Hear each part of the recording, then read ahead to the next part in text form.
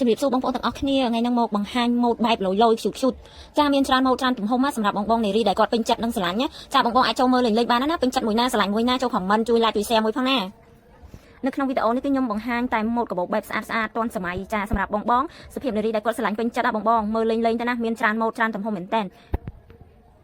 មិនថាម៉ូដកាបូបបែបស្ពាយដើរលេងបែបទៅធ្វើការបែបដើរសមុទ្រដើរ shopping អីទេបងបងចាគឺមានច្រើនម៉ូដមែនតើហើយនឹងកាបូបសម្រាប់ដើរចូលរួមកម្មវិធីចាគឺស្អាតខ្លាំងមែនតើមានច្រើនម៉ូដច្រើនទំហំ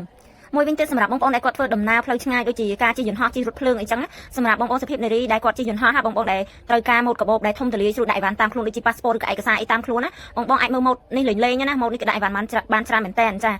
និយាយទៅថាដាក់ passport ឬឯកសារដាក់សម្បត្តិយន្តហោះអីនៅក្នុងហ្នឹងឬក៏ទូរស័ព្ទដៃអីចឹងណាបងប្អូនចាហើយនឹងគ្រឿង make up គ្រឿងអីណាយើងដាក់កាបូបនេះគឺវាធំទូលាយងាយស្រួលសម្រាប់យើងយកចេញចូលពេលយើងប្រើយើងអីបងចាហើយម៉ូដស្អាតនិយាយទៅលយមែនតើសំខាន់វាមាំវាធន់ទៀតយើងស្រួលប្រើមែនតើដើរលេងសមុទ្រវិញអីក៏លយដែរដើរ shopping ដើរផ្សារអីហ្នឹងយើងដាក់របស់របរបានច្រើនមែនតើចាបងពេញចិត្តសូមជួយ like និង comment ជួយ share មួយម្នាក់មួយណាបងដើម្បីខ្ញុំមានកម្លាំងចិត្តនឹងធ្វើវីដេអូចែកជូនបងទស្សនាជារៀងរាល់ថ្ងៃតែម្ដងម៉ូដថ្មីស្អាតលយបងតាមដាន page នេះណាសម្រាប់នាងខ្ញុំផ្ទាល់និយាយពីអារម្មណ៍ពិតតែម្ដងចាអារម្មណ៍របស់ខ្ញុំឲ្យតែខ្ញុំ review កាបូបម្ដងគឺខ្ញុំស្រឡាញ់សឹងតែគ្រប់ម៉ូដណាក៏វាស្អាតដែរចាម៉ូដស្អាតទាន់សម័យហើយ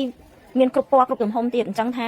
មនុស្សស្រីយើងគឺឃើញអីវ៉ាន់អញ្ចឹងគឺខ្លាក៏ហ្មងខ្ញុំសម្រាប់ខ្ញុំគឺខ្ញុំស្រឡាញ់ហ្មងកាបូបមិនថាកាបូបសម្លៀកបំពាក់ស្អាតឬក៏គ្រឿងកន្លៃទេចាពូពេលដែលយើងប្រើប្រាស់អីវ៉ាន់មួយណាដែលយើងស្រឡាញ់យើងដើរទៅគឺមានលក្ខណៈថាយើងមានភាពជឿជាក់លើខ្លួនឯងបងចាទោះបីពេលខ្លះយើងផាត់មុខអីតិចតួចហើយយើងមានអីវ៉ាន់ប្រើប្រាស់ផ្ទាល់ខ្លួនស្អាតទៀតលើក